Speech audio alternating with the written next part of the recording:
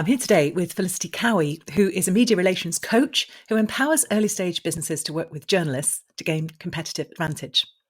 Having been pitched at least 100,000 story ideas in 15 years as journalist, she knows what breaks through and why, and her mission is to help new businesses collaborate effectively with newsrooms to make an impact from the start.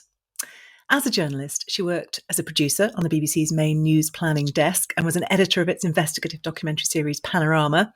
And she pioneered user-generated content across BBC News and won 2 Royal Television Society Awards for her teamwork.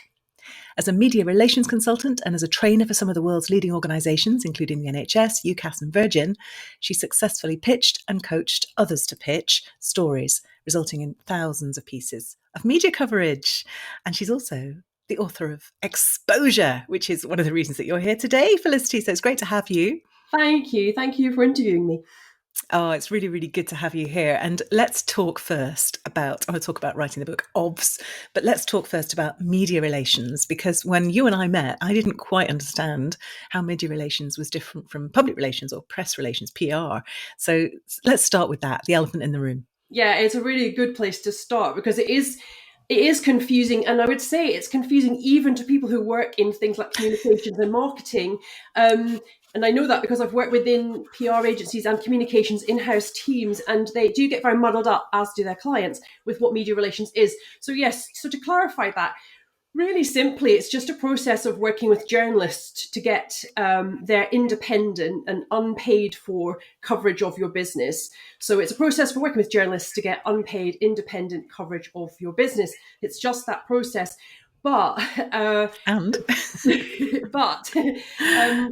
you have to work with journalists in a way that is going to be of interest to them. So whilst what you want ultimately out of the journalist in that collaboration is to get out to your public as you see them, and that may be the general public, but it might actually be your customers, potential investors, potential talent, however you class that, you are using the media to talk to that public, to impress that public.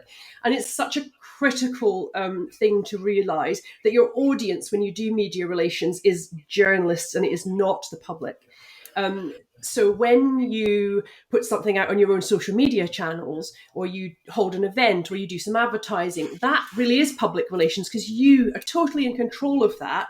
In terms of you can decide what you want to say and you can position it and you can put that message out there.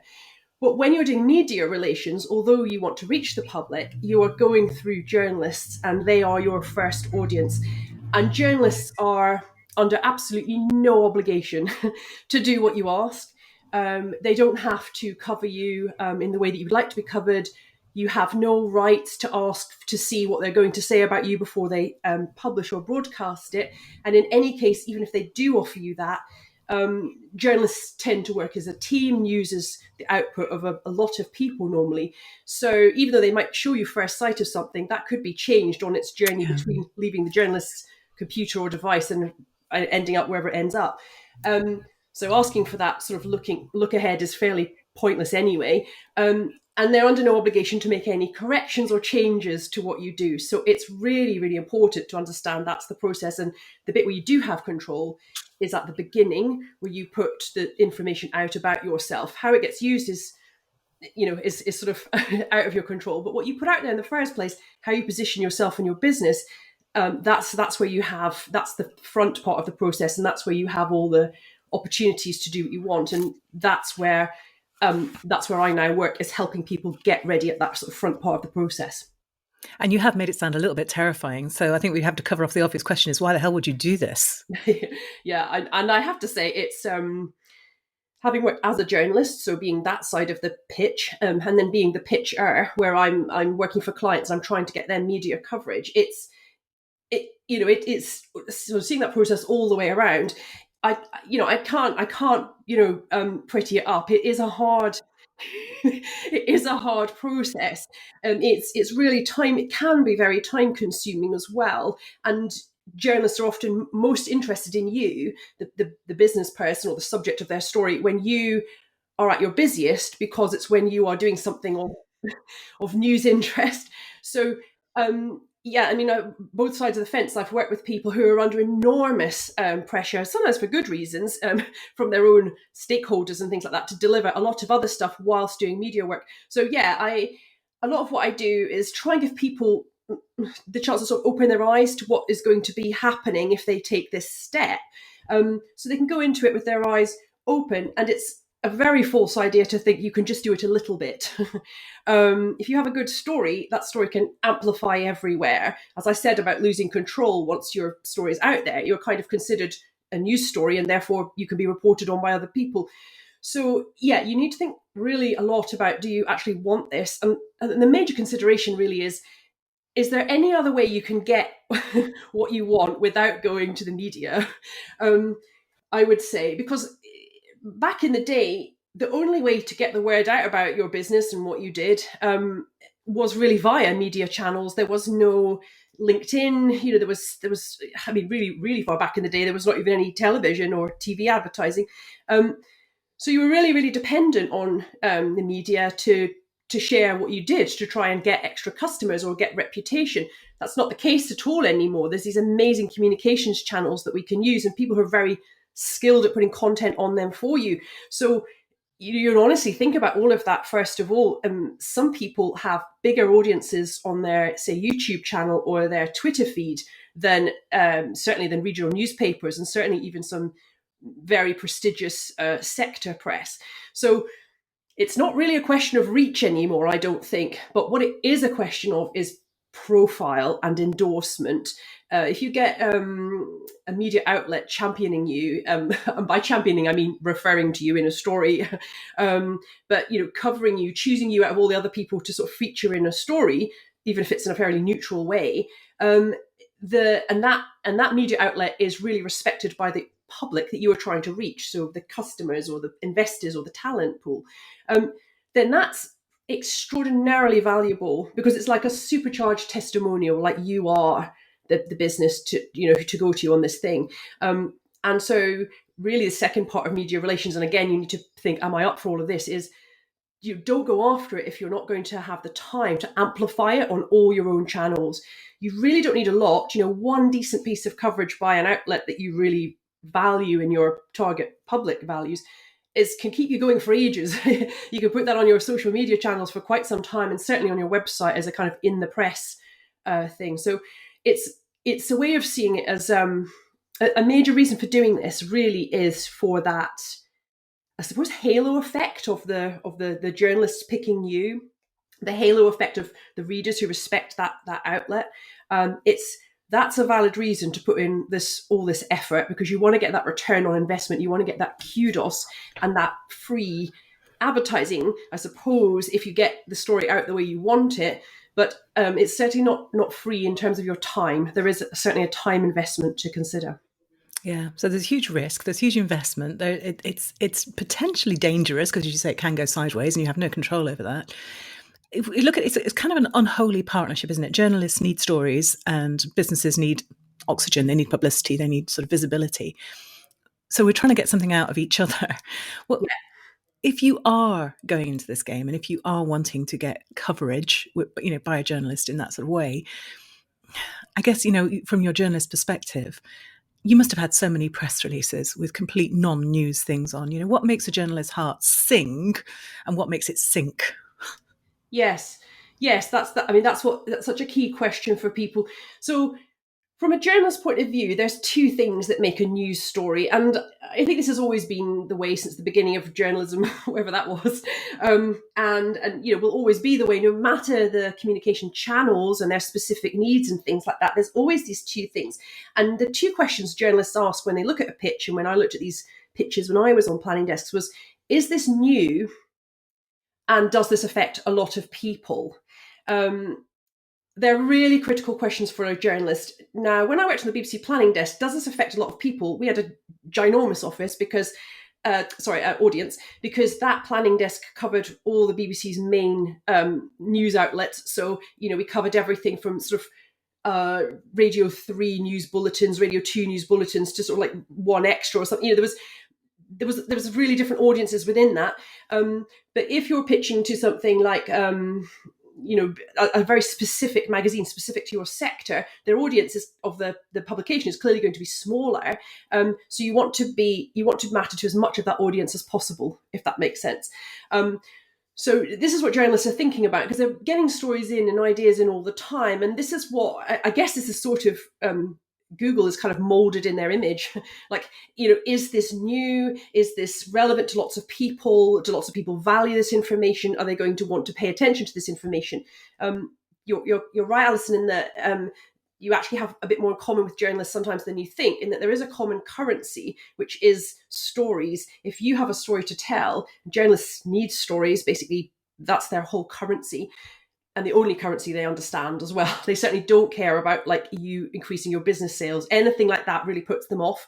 But anything hugely, anything which is actually more your marketing material is not appropriate for journalists. They really don't want to feel complicit in helping you make money.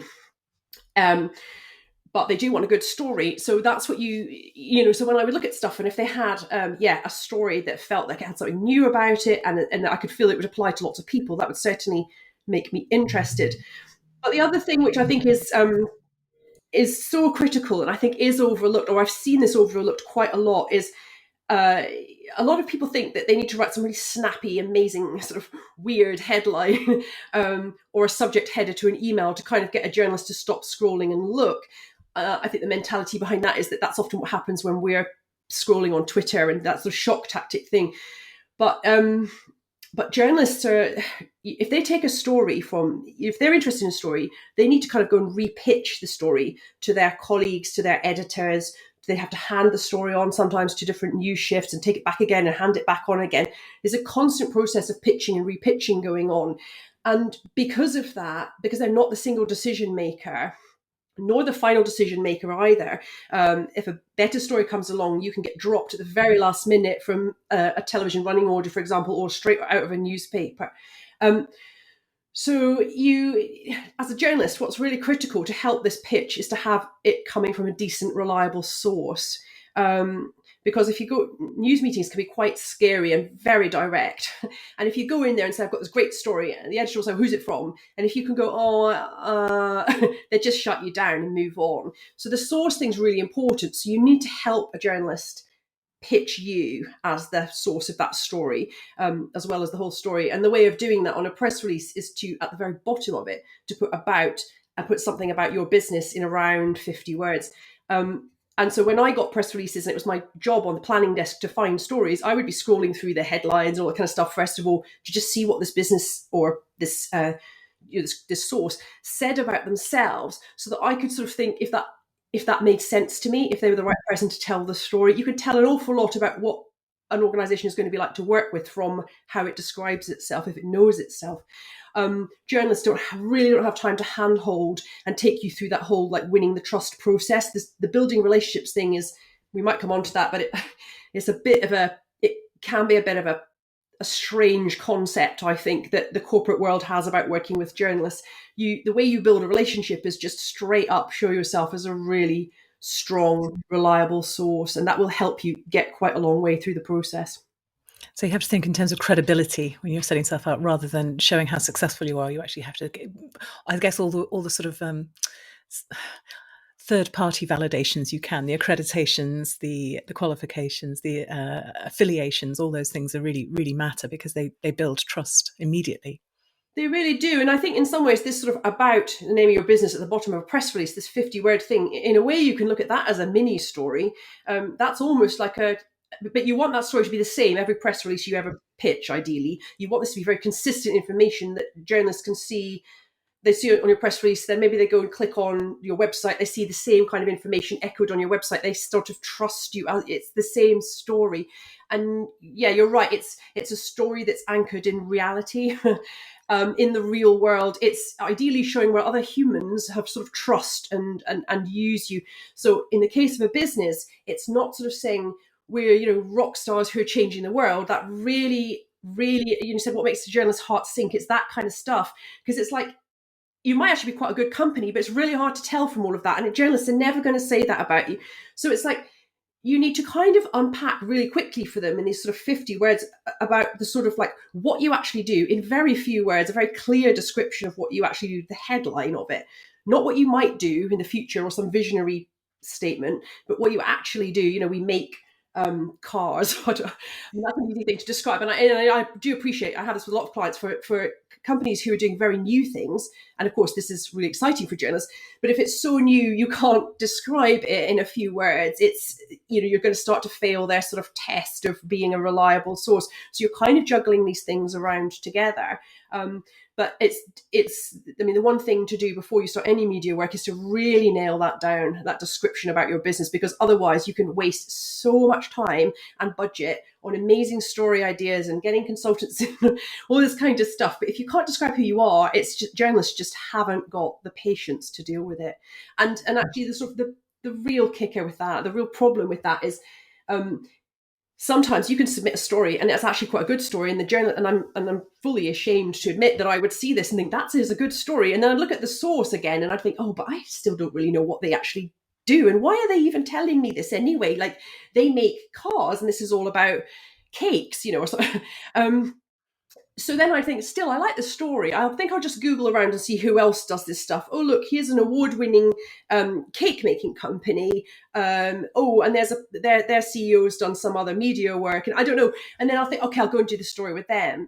And the worst thing is if that happens, you've pitched a story, the story gets taken, but they use your competitor instead of you. That's fun if that happens. So and you've done all that work for nothing. In fact, you've kind of like tipped off like a journalist about a great story that you don't benefit from. So the source, who you are, is really, really important to get that nailed down. It also makes it an awful lot easier when, as I was describing, because journalists aren't the final decision makers. What can happen, especially if, say, something like the BBC gets interested in you, is you can be phoned up an awful lot of times by an awful lot of different people who have forgotten this story, who haven't read it. You have to say the same, almost like 7 times. You have to say who you are and what you do, and what your story is. You have to sort of have the patience for that. If you've already got this, you've already worked this out very carefully for yourself, it's an awful lot easier to just keep sticking to that and just keep that consistent message coming at them. Helps a lot. Gold. That's just such good pro tips. Thank you. I'm really interested, Felicity, because you have done this so much from the journalist angle. You've done it as a consultant working with other people. What's it like doing it for yourself? Yeah, I think this is so interesting because I have been on such a learning curve writing this book with you. I think so. So I've worked as a journalist for.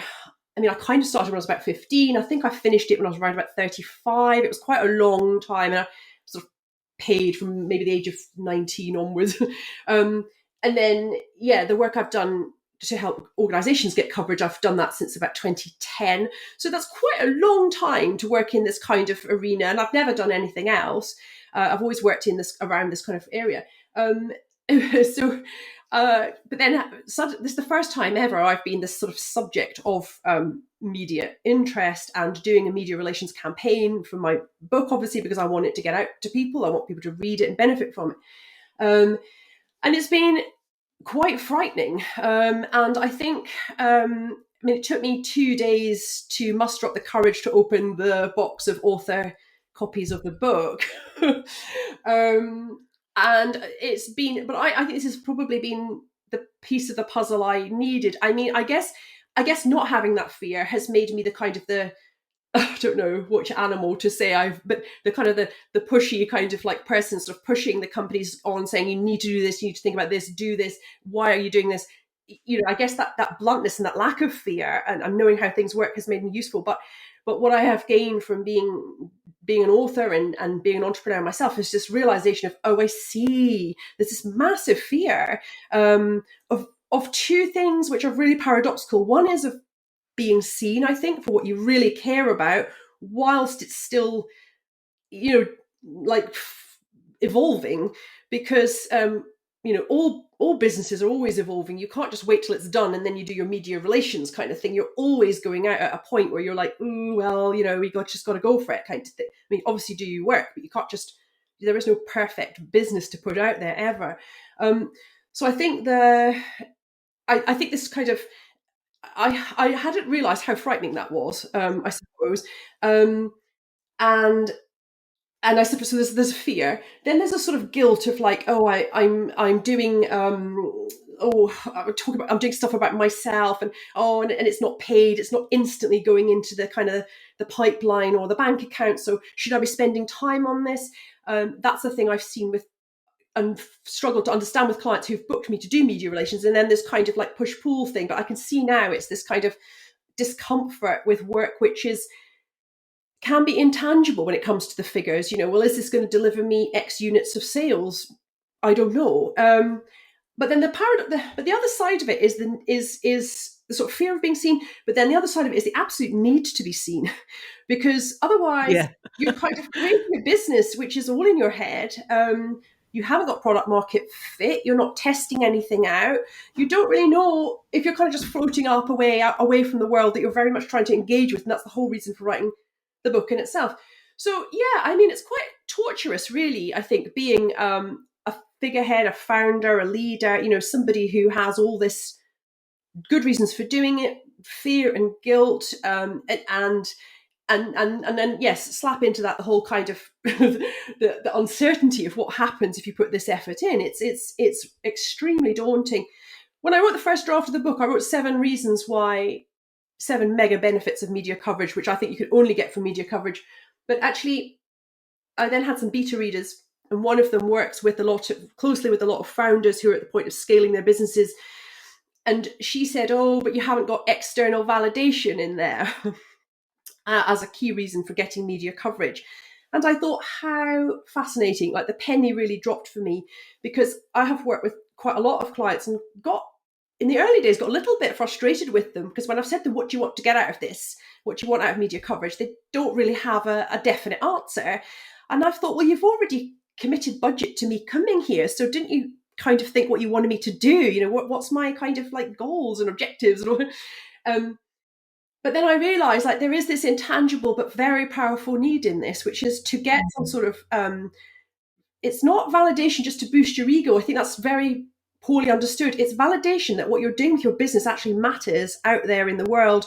And it's a kind of like live testing as well. Even if you're an existing and successful business, of does this play? Do people care about this? Do people react to this? Is it needed? But obviously that's fairly terrifying for any person to do, especially if you're a large company and you've got like staff and you've got shareholders and all of this. It's you want to look like an authority. You are an authority. You're an expert in what you do, but you have to kind of almost be willing to take that authority and test it. It's not Yeah. handing down authority, I don't think. I think it's evolving it to some extent.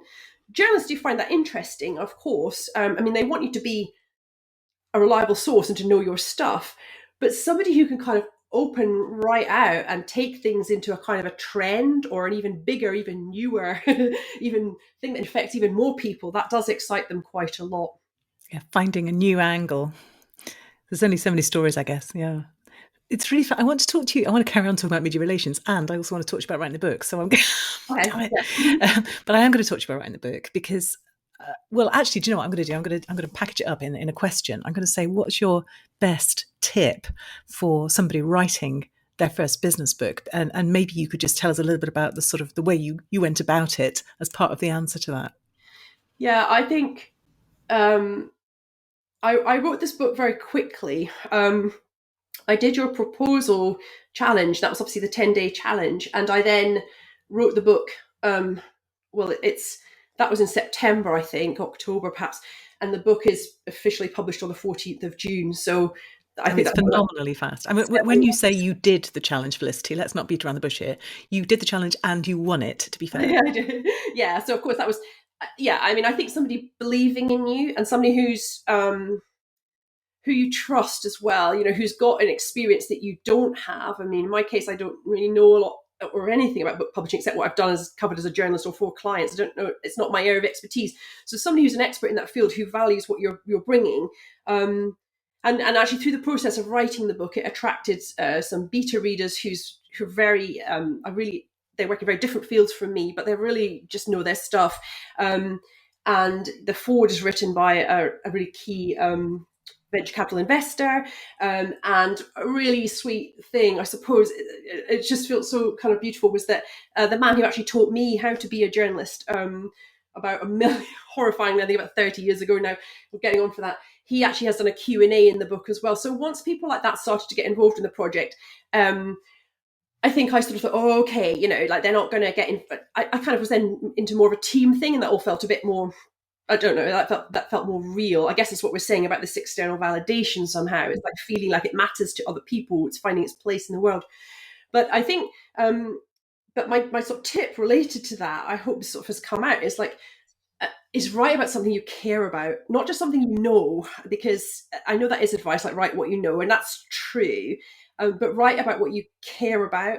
And I think the reason I wrote this so quickly was because I think it was like as soon as I swapped the newsroom and then started to work in the corporate world, it sort of set this fire in me, because and I think that's why I wrote the book so quickly, because I cared about it so much. So although that sounds like, oh my God, how do you write a book that fast? It was like burning up for such a long period of time. It was just waiting for this outlet.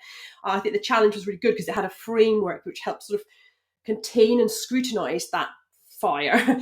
But I really enjoyed being a journalist, but I found the constant covering of sort of failures of communication and the kind of misery that resulted in for, hospitals, countries, just felt like I was kind of sitting at the end of a sort of string of communication failures, and then I was reporting on them and then sort of adding to the problem, because organizations are so afraid to be blamed by journalists that they sort of hide stuff, they don't talk about it, and then it all snowballs. So I kind of crossed the floor thinking I want to go into organizations and use the communication skills earlier on in the process to help them figure stuff out before they sort of hit the headlines for bad reasons. But when I crossed the floor, as I keep calling it, and I went to work for companies, I was so astonished at how poorly businesses are set up to actually have communications with each other. Everything that I'd taken for granted in newsrooms, like really purposeful, short meetings, focused around real facts and things, I just saw such absence of so many of these things.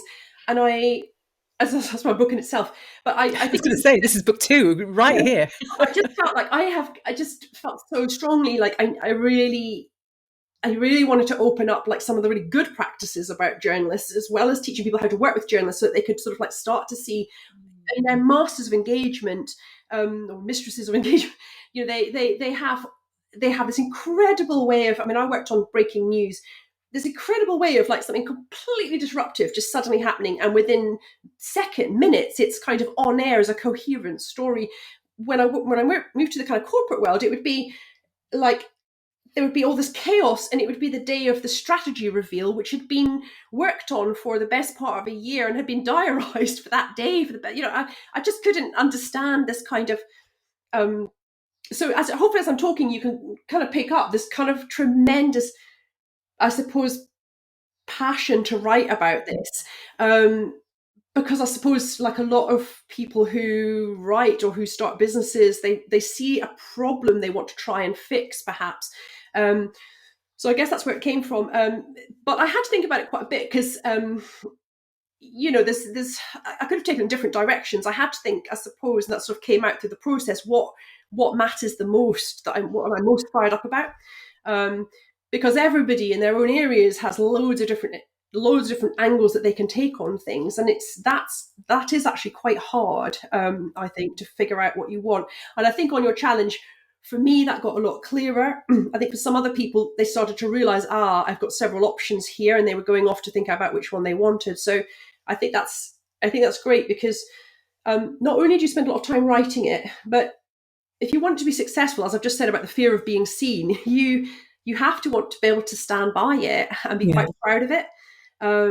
I say exactly the same thing to clients about news stories. Do not try and put a little tiny story out there and hope nobody sees it. That's just no point, But so yes, I think that would be my top tip: is find out what that fire is, and try to sort of contain it so you can do something with it. But you need the fire in there, yeah.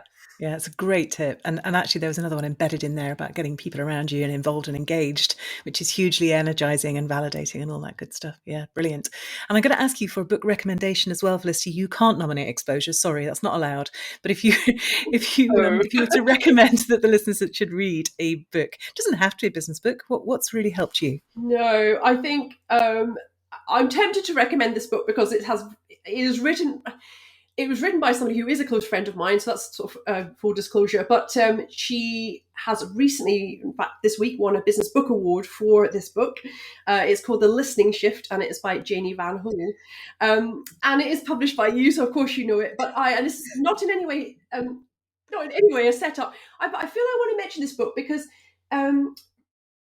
Well, firstly, if it wasn't for Janie and that book, I wouldn't have taken your challenge and I wouldn't be doing this interview with you now. So there's a kind of seeing the process that she went through, how she wrote the book, what she put into it, why she was doing it, her motivations for everything really resonated with me. So there's that.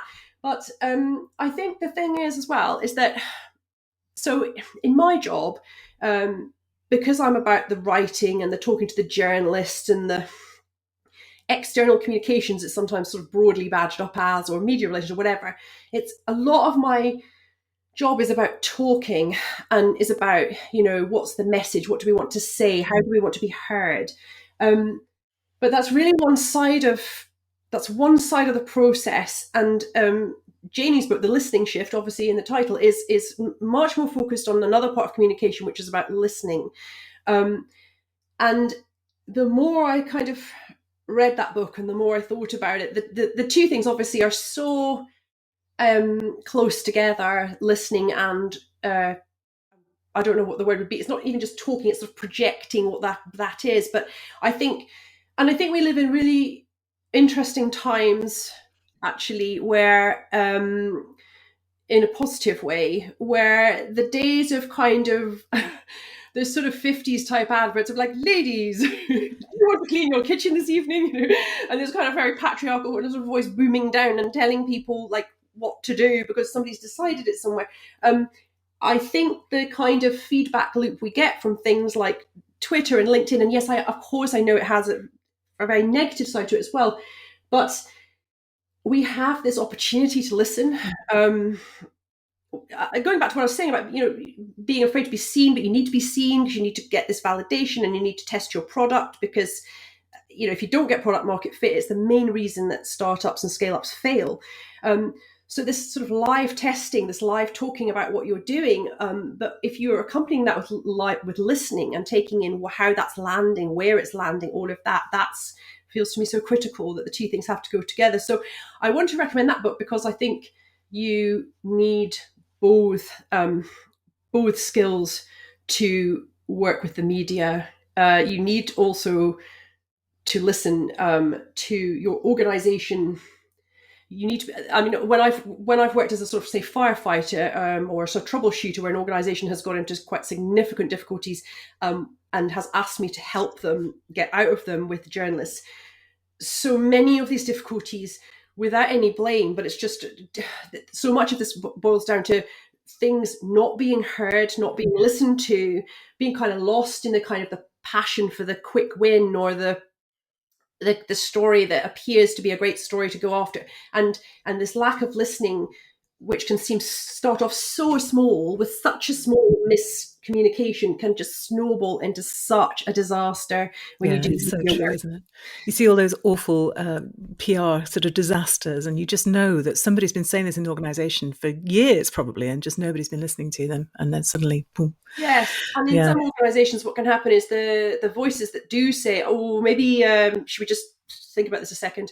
They're often not listened to, or at worst, kind of like just pushed out of the organisation. And so, as a leader, this ability to listen isn't just to be a good person or to develop your own personal skills. It's critical for keeping your company like safe. And I do see this quite a lot when sometimes people who do what I do are brought in very much at the end of, for good or bad, at the end of a process. And it's only at that point when you start to ask questions that sort of comes to light that, oh, actually we did we were going to do that, but then we decided not to. Oh, that person left. And you start to, I've seen it so many times, it's kind of, it all just goes back a little bit to things that were glossed over, or meetings that went on too long. And then people just quit, just want it to end. So the person who's kind of said, who's got the best way of speaking often, or is most senior, that idea is kind of passed along. But when a journalist gets your press release at the end of this whole process, they don't know anything about that process, and they just see this story with massive holes in it, which you've become blind to, or just, and they will get exposed. So listening is listen before you talk. Is such a critical part of successful media relations, definitely. Yeah, brilliant. And of course, I couldn't recommend the book more highly. That's absolutely wonderful. Thank you. And Felicity, if people want to find out more about you, more about exposure, more about what you do, where should they go? I have a website, which is themediarelationscoach.com. And that is the place where it's the most updated with what I'm doing. It has information about the book and workshops and how to work with me and things like that. But like everybody, I'm on LinkedIn and Twitter, and I have quite an unusual name, so I'm usually fairly easy to find. But yes, and yeah, very happy to hear from anybody who wants to know more about working with journalists. Fantastic. I will put those links up on the show notes at extraordinarybusinessbooks.com, along with the transcript of this conversation. So if you want a masterclass in media relations, you just have a read of that. And thank you, Felicity. And I have to say, personally, absolute joy working with you. Model author. Oh, thank you. I really enjoyed it so much. Thank you.